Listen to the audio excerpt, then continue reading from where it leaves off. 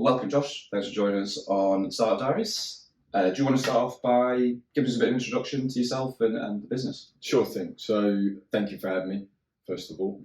So my name is Joshua Spriggs, and I'm the founder and CEO of a company called Enferm Medical, which originally started off as a medical recruitment company, and over the years it's pivoted into a technology-enabled service business. Awesome. Well, do you want to give us the story behind, I guess, yourself and the catalyst in pursuing this entrepreneurial career that you've now developed? Sure. So I moved to the UK 2009. So I was born and raised in southern Spain. I was raised by a South African raised dad, Australian mum. So very mixed cultures at home, very free-spirited parents. So I think as a child and as a teenager growing up, my parents were always quite entrepreneurial in what they were attempting to achieve when I was growing up.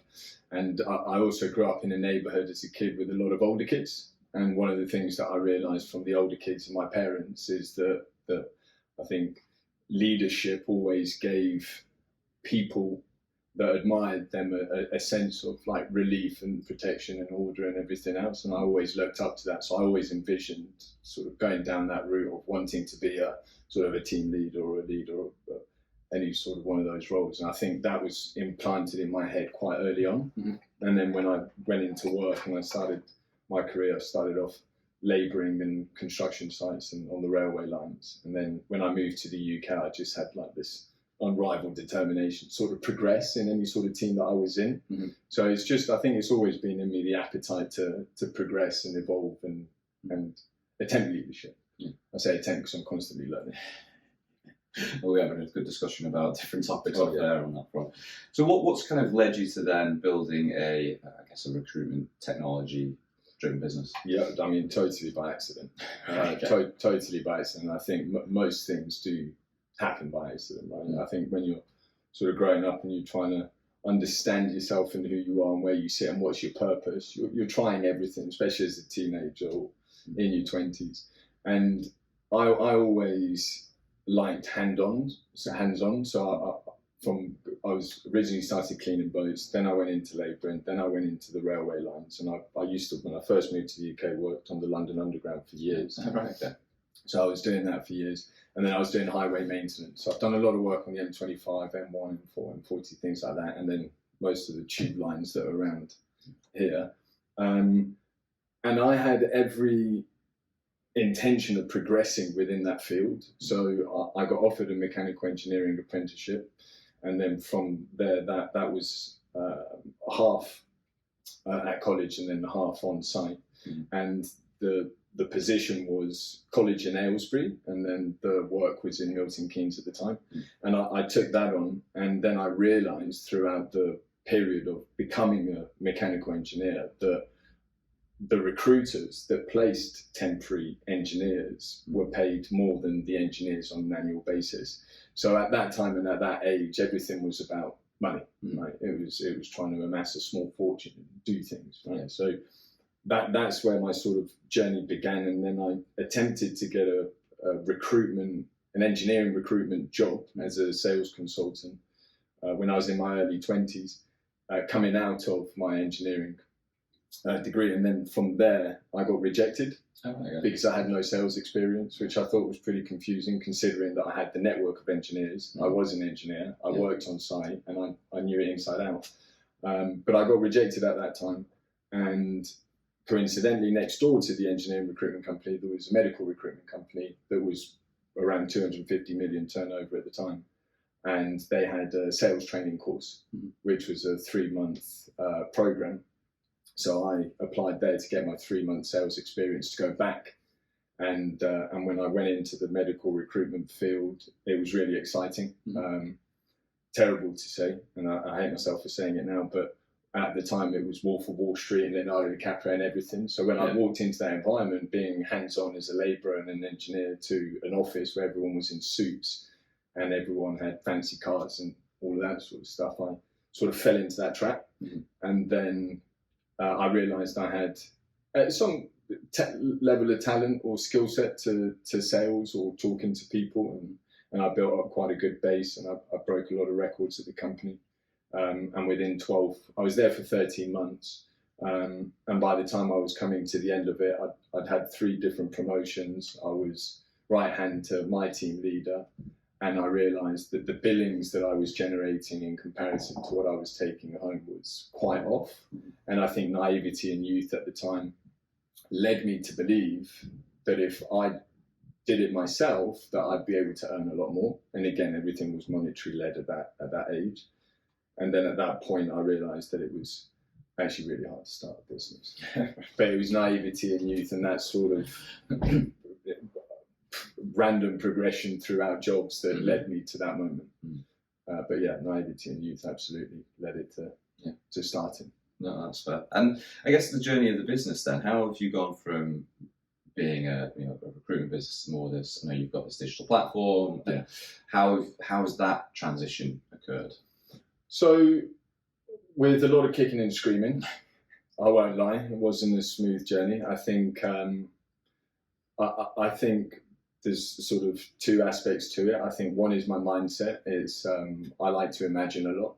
I spend a lot of time in my own head, and I think from there I could sort of see a lot of the problems that we were facing as a business, and I could see a lot of the potential solutions, especially with emerging technologies and what was accessible in other industries. I think before recruitment started to really accelerate in its evolution with tech, finance was making quite a lot of noise. So you had a lot of fintech companies rising in like 2010 to 2015. And I started the company in 2015. And I've always been very curious about sort of global leading companies and technology. And so I've always been fascinated. And I think that comes from when we saw Mark Zuckerberg, for example, just absolutely rocket as a early 20-year-old to get into where he got to. It was just unheard of for our generation at that time to see that level of success at that age. So I think technology was always at the forefront, but I never knew how to access it because I was always quite hands-on. And for that reason, that journey took several years to evolve into the understandings of where we are today. But I think ultimately, the other side to it is the fact that when we hit the pandemic, it was one of the biggest triggering moments to make a pivotal decision. So I think there was quite a few different combinations and concoctions of happenings that led it to transform, because the initial intention was to build a recruitment business.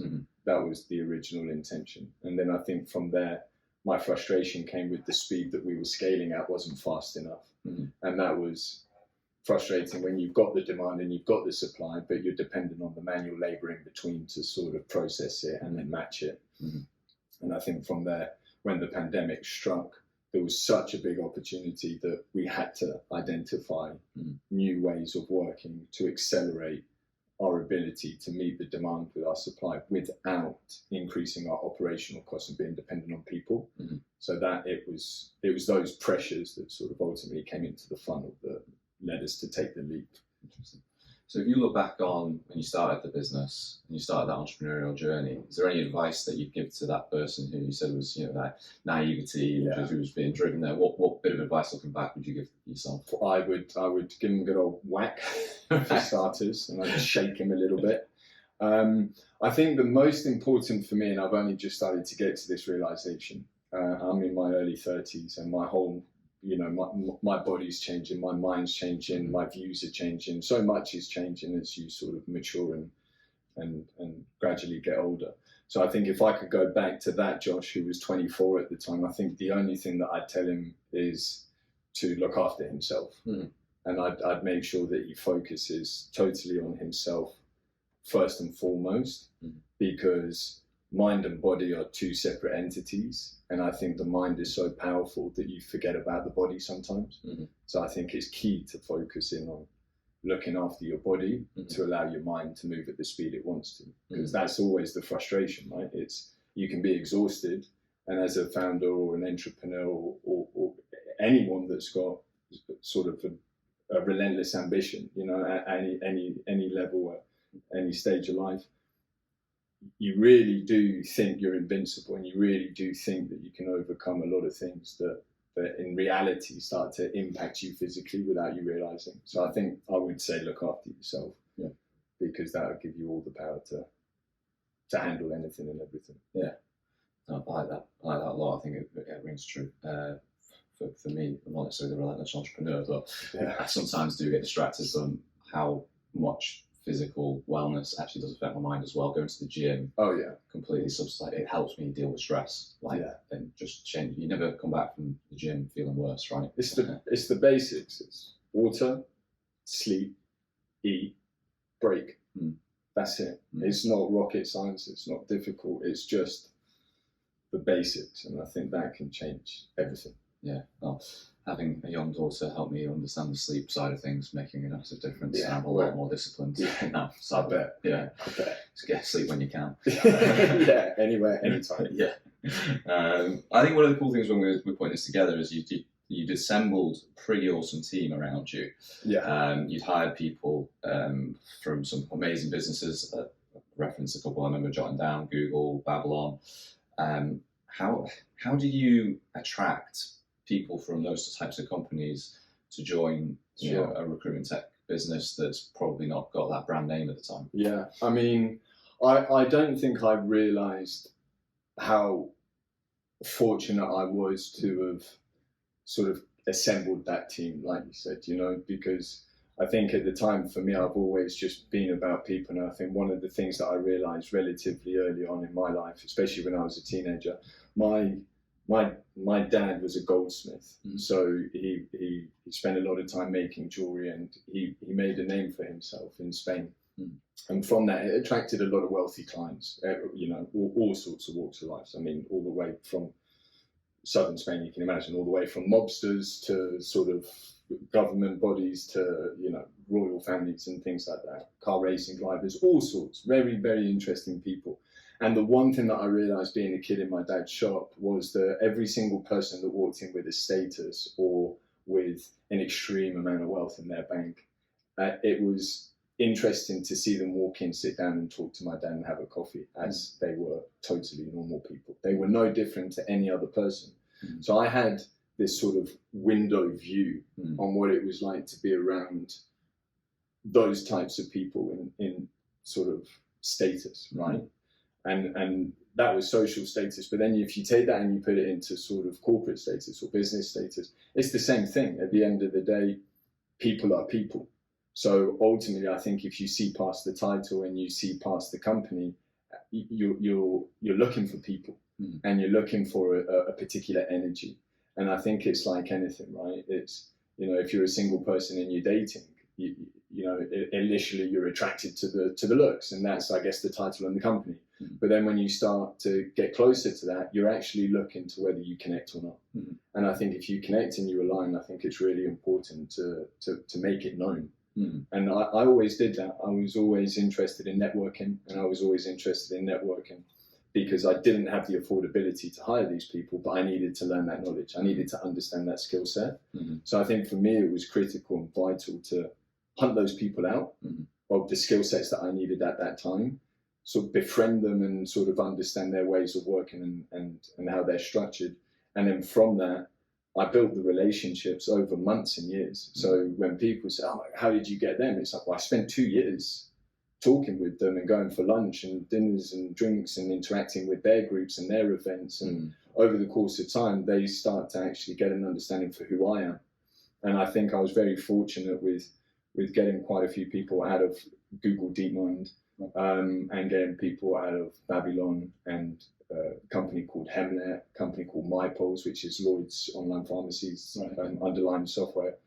So there were all these sort of pieces that I was trying to move and fill in my own life and my own company that just ultimately led to building relationships with people that bought into me and the vision that I had at the time. So I think really it comes down to mission. I think if you've got a mission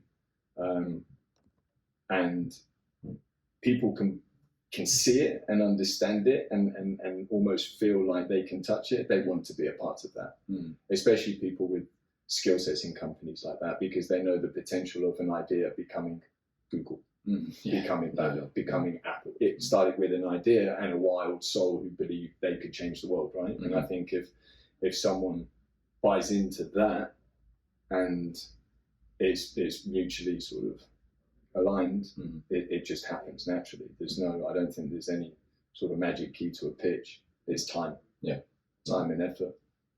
Look, if there's founders listening, I wholeheartedly agree with what you've done there.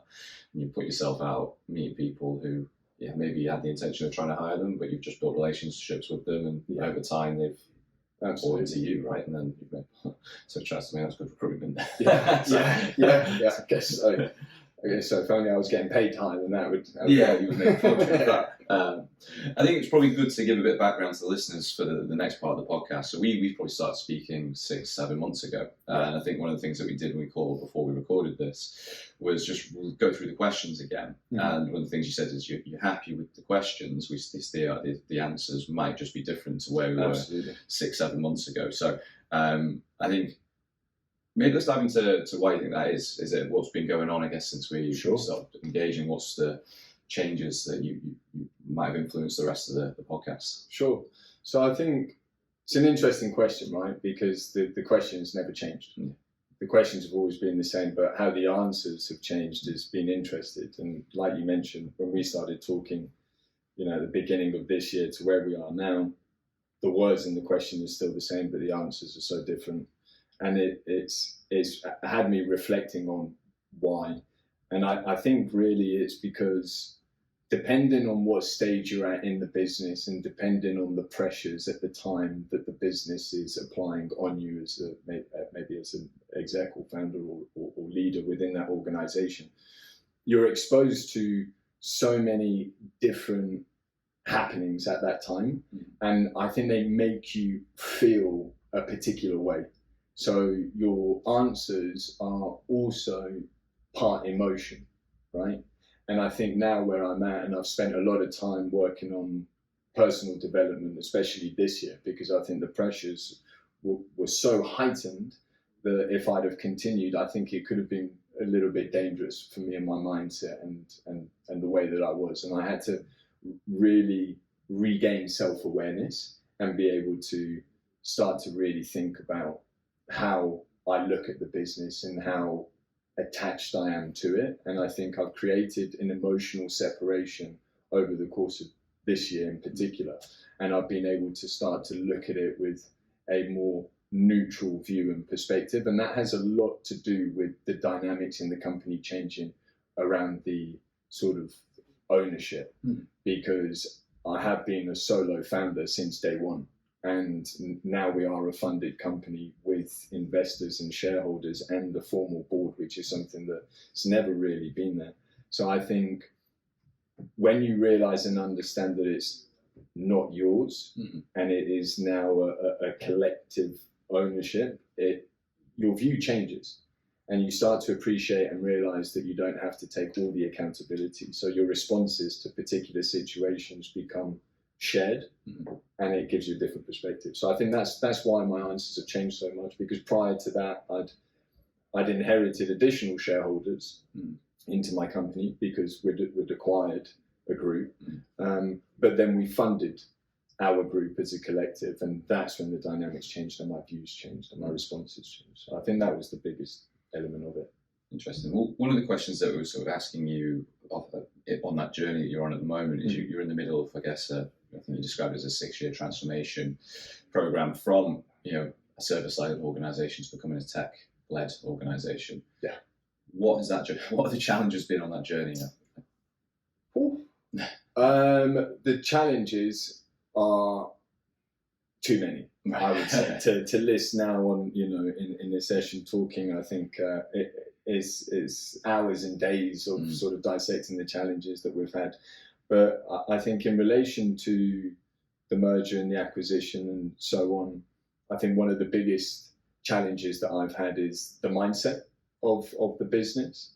I think when you build a company up from the ground and you've got original founding team members, they can be a little bit territorial with the ways of working and the way the organization is. And when you merge multiple entities at the same time into one, you're trying to change multiple groups, ways of working simultaneously. So you've got uncertainty and you've got this psychological insecurity with people because they don't understand if the changes that are happening are against them or for them. Mm. And you have this sort of reluctancy to change or a fear to change. And I think it comes down to uncertainty, right? When the unknown scares someone, it means they aren't totally confident, potentially, you know, and that's an assumption. But I think that was one of the hardest things for me, was being able to align the mindset, which ultimately is the culture. Mm-hmm. And I think when you deal with international entities and you try and bring in, I mean, you know, when we acquired the group that we acquired, we inherited an entity in Ireland, Serbia, and Switzerland. Right, okay. And then we've got the UK, and we've got the city, and then the country. So we've got an office in London, and we've got an office in more the countryside.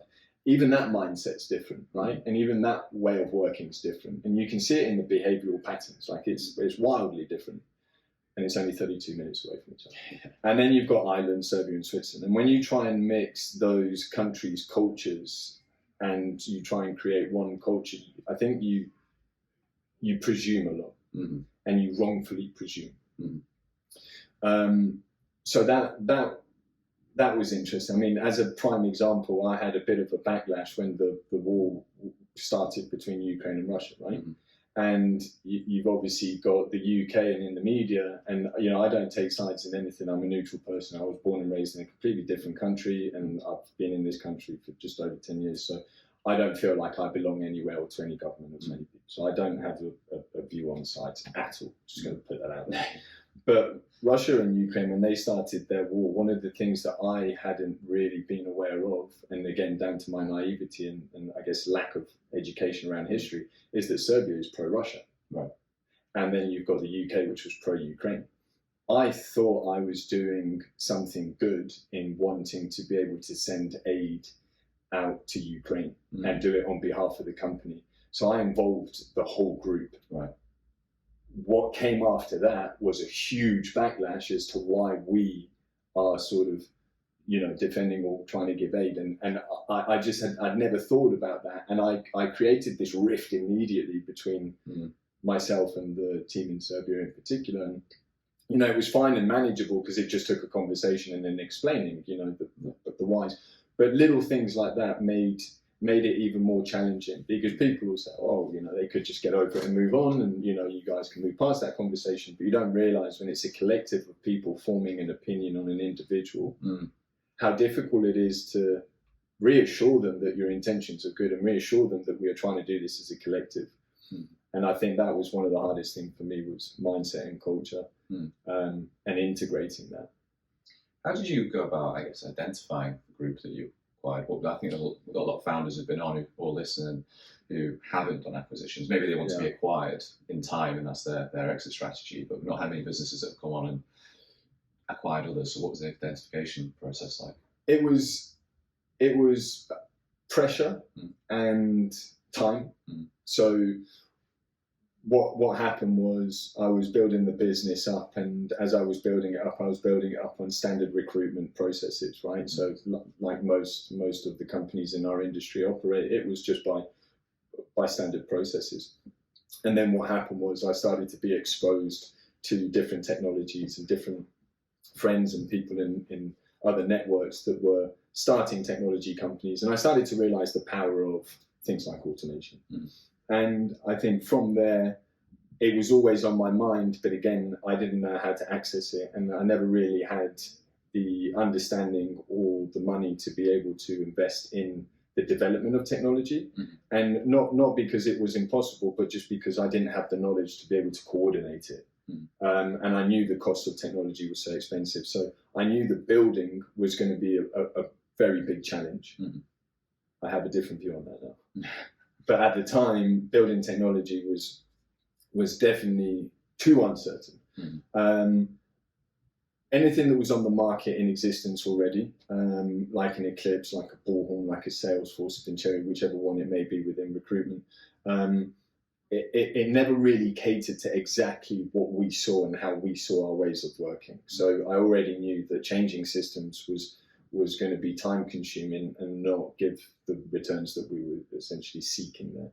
And returns, I mean everything from time saving to, additional revenue, all sorts of other benefits. So it was pretty obvious that we had to look at a potential acquisition of code. Mm-hmm. And I started to realize that you could acquire code and then on receipt of it, you could build upon it, right? And build upon those foundations of it. So I spent probably a good part of a year trying to find a ATS/CRM/workforce management rostering tool that existed in the market that was growing fast but hadn't yet made it to public or general public knowledge. Yeah. So I was looking across the world. I was looking at America, South America, Europe, Asia, Africa. I was trying to find a startup company that had that potential, like we did. And then when it got to it, I found this company, which was called Real Day, and it was growing fast, and it had awesome UI and UX. So it was very modern looking for our industry, which I liked because it just meant that they were of a different mindset and had a different view on how recruitment should or could work. And I think from there, I got really intrigued at that particular company. And then the pandemic struck. And when the pandemic struck, it became pretty apparent that the gig economy and the tool that they had huge potential. But they didn't have with all due respect, they didn't have the commercial knowledge within one particular industry. So they were generalists. So they would cater to any recruitment sector. So when I pitched them the vision that I had for our company and how we could essentially isolate an entire industry into one platform and have one central community and create an ecosystem from it, they bought into that. And I think at that time, it made the negotiations very easy. My intention was to acquire the code, and that's what I was targeting. I offered them a certain amount for the code. I didn't even have 1/10 of that. But the way that it worked in my mind was position yourself as a well-experienced, thought-out, structured leader with the funds to acquire. And by putting on that image, I got to the negotiation and the end point of acquiring them. And just before that, I wanted to then source the funding and say, this is what the deal structure is, and now I need someone to back it. And throughout that process, the dynamic of our negotiation changed. And that's when they said, we've had a lot of internal conversations with our investors, because they're a software company, so funded. They said that they wanted to then look at an equity trade. So we would absorb their group into ours, we would form a new group, and we would issue them equity out of ours, and they would become a part of our mission.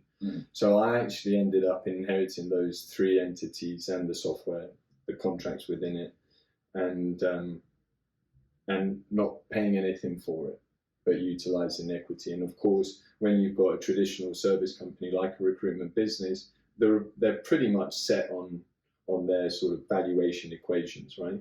Whereas the software company's valuations are wildly different.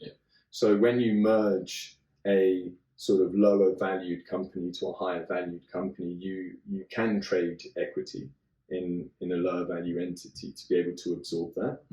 And personally, I think it worked out very well in terms of the structure that happened, and very fair. So that's how it sort of evolved. But I had no idea what I was doing. I only had the intention to cater to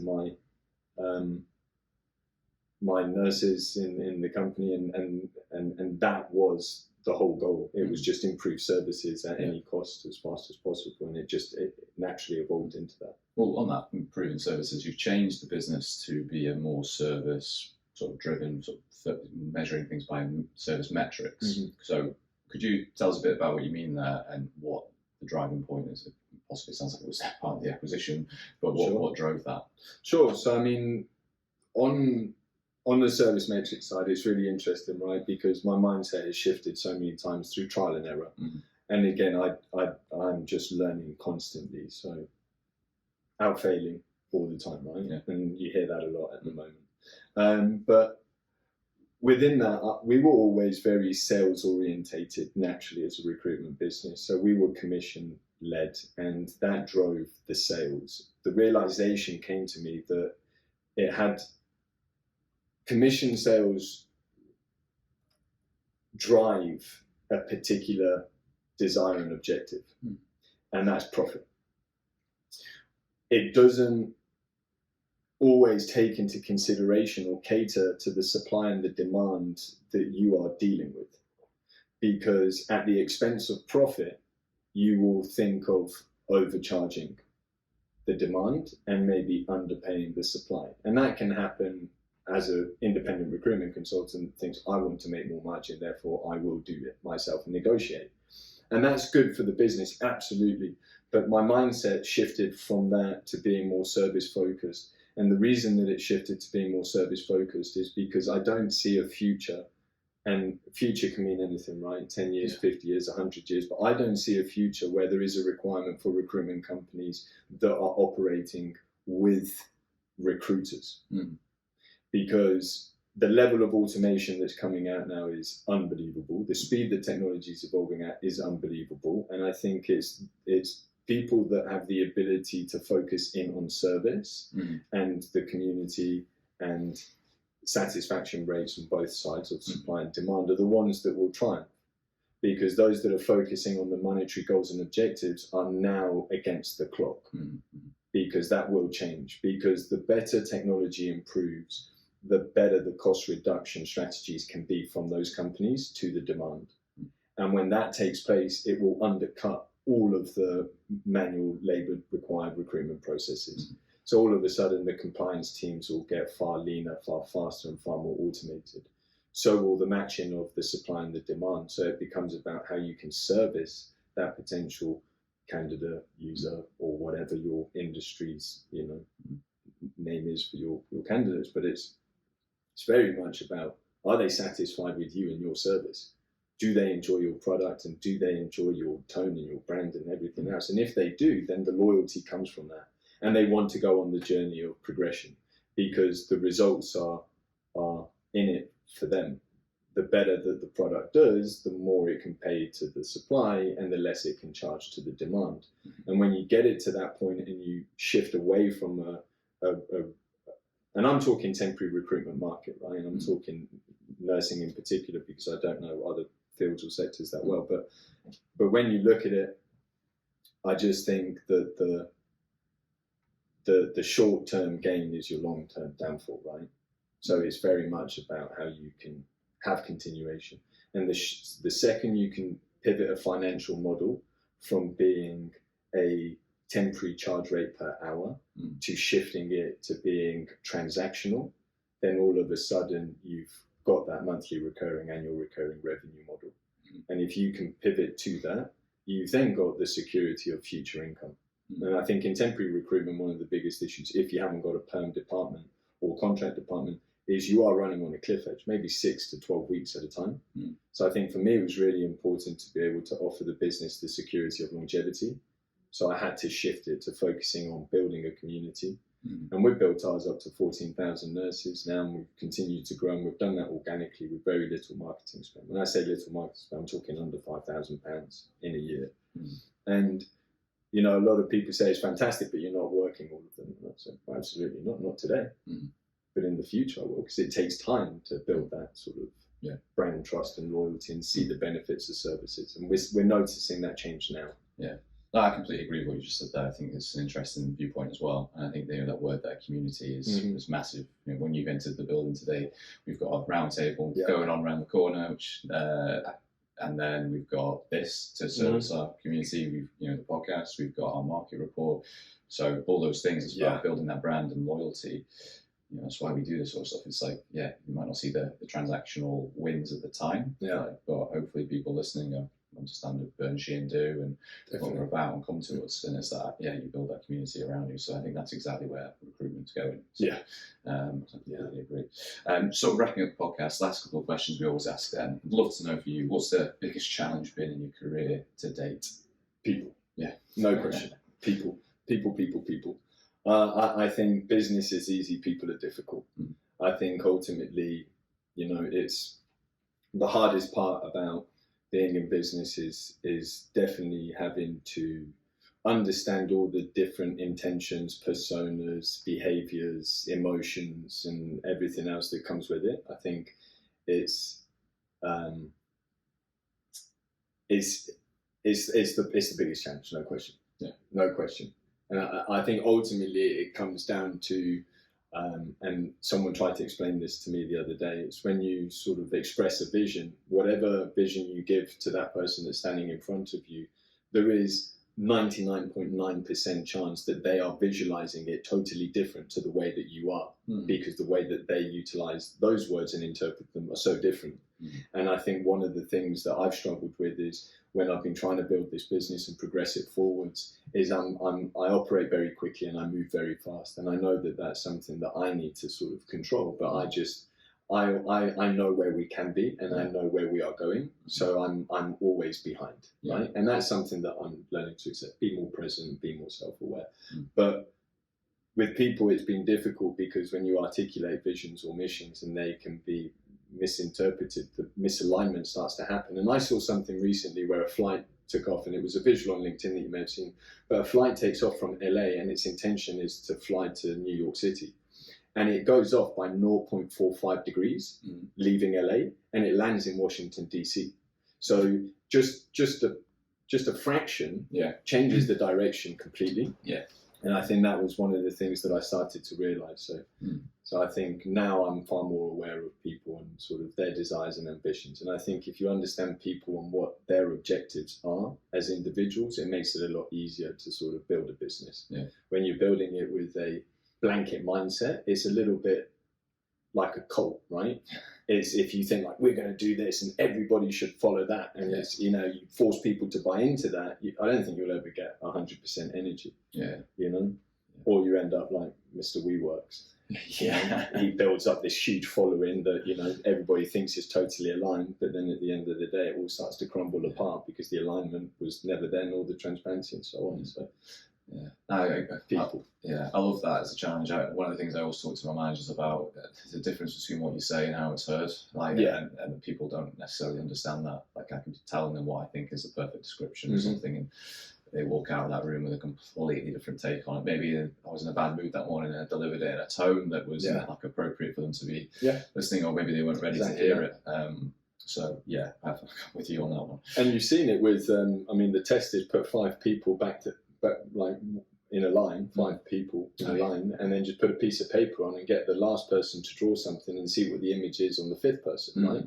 And that's by drawing. The drawing's totally different on the 5th person. It's the same with words. The misinterpretation can steer it in a direction that was never intended. Yeah, absolutely. Final question then. If you were talking to someone who's starting their own business tomorrow, what's that one bit of advice that you give them? I definitely think it would go back to what I'd say to myself. And it'd be look after yourself. It would be put yourself first and be selfish, because at the end of the day, you come into life alone and you leave life alone. And I think I just finished Matthew McConaughey's book called Green Lights. I don't know if you've read it. Not read it yet, no. Yeah, it's incredible. I love it, and I respect the man so much and love his views. But one of the things that he said that struck me, he said, it doesn't matter if you've got a partner and you go to bed at night with them. When your head hits the pillow, you're only going to bed with yourself, right? And I think when you go to bed with yourself, every person has it, and they have it at like a different level. It can either be low or high, but you have what he calls your chimney crickets, right? And you go to bed with your thoughts. So you're always going to bed with yourself, and I think it's really important that you put yourself first and you become selfish about yourself and what it is that you want. And I think that will turn you into the person you want to be. And then when you become the person that you're aspiring to be, you won't be so concerned with everything else around you in your environment. And one of the mistakes that I made starting the business was I wanted to appease everybody, and I would put myself last. And I did it with my family, my friends, my relationships, to a point where I was never 100% happy, because I was never the person I wanted to be. And I changed that recently, and I started to focus in on myself more. And ultimately I ended up giving my family a lot more respect and time, and every other relationship in my life, whether it be work or personal or my son and so on. So I think that was a realization that I had that if I could talk to anybody starting their own business, is put yourself first, don't let it get away from you. Right, well, that's a great point to wrap it up. But thanks a lot, Joshua, for joining us today. Hope you enjoyed it. Thank you very much for having me.